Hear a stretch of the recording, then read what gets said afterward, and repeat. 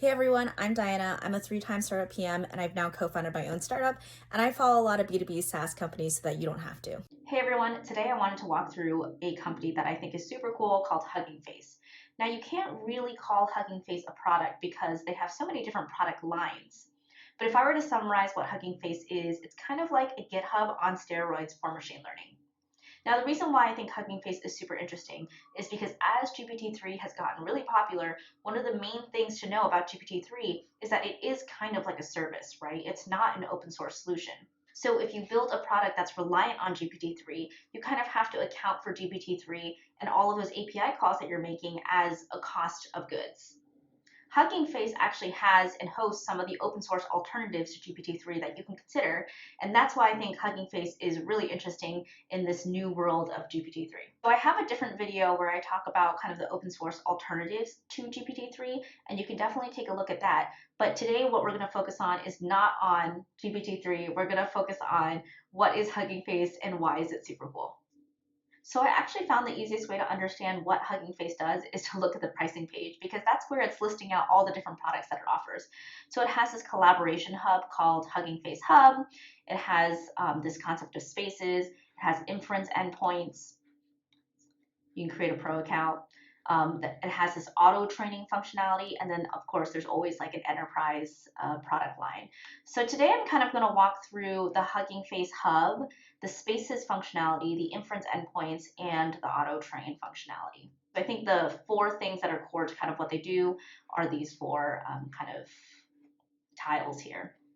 Now, this other page I thought actually described this pretty well, and it's actually a page for companies who want to run their own private instance of their hub.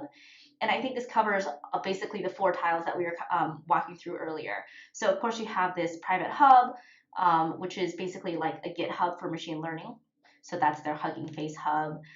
What's really great about their hub is that because it's kind of like GitHub, it is a community. So you're able to access models and data sets that other people have uploaded and exposed to you. So that's really amazing and really great. Of course, collaboration is key in GitHub. And then on top of it, Hugging Face offers this ability to auto train your models. So that's the auto training feature, and to demo your work, which is the Spaces feature.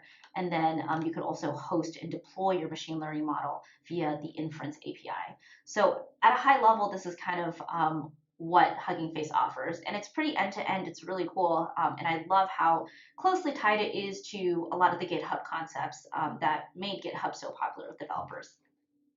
All right, so the Hugging Face Hub is a lot like GitHub. I mean, it looks familiar. You can see kind of activity that's been going on within the community. You can see that you can upload models, data sets, deploy spaces. And then a lot like GitHub, you know, when you create a model, you're creating a repo, it's doing revision history and all of that. So I think this looks overall pretty familiar. Now the Spaces feature is actually really cool. I know GitHub has something similar when I think they allow you to deploy apps as well in GitHub, but this is basically that concept. So basically you can create and host machine learning apps directly on the Hugging Face platform, which makes it just so much easier to test, iterate, collaborate, and all of that. The auto training feature is pretty cool as well. Basically what it does is you can create a project, you upload the data that you have, and then the auto trainer will actually run through a lot of different models that are already hosted on the platform to try to figure out which models have better accuracy. So that's really cool as well, and a feature that I definitely want to try out. Finally, they have this inference endpoints concept. So basically, when you finally make like a model, you can actually create endpoints for it. This is pretty cool. You can choose what cloud you want to use, manage some security, and then actually create and manage your endpoint. So this just feels like a really great way to not only collaborate and share your code, but also deploy it in a way where you're not actually managing that infrastructure yourself. You're leveraging a lot of the work that Hugging Face has done to make it easier to deploy these machine learning models. So that's Hugging Face at a high level. I actually think the main use case that I would use it first for is to explore some of these open source models. For example, they have like GPT-2 here, and they have Bloom, which is basically a GPT-3 alternative. So like using Big Science Bloom. I think this is like a really great way to kind of start using some of these different models that other people have built out, not just the models that OpenAI has built out.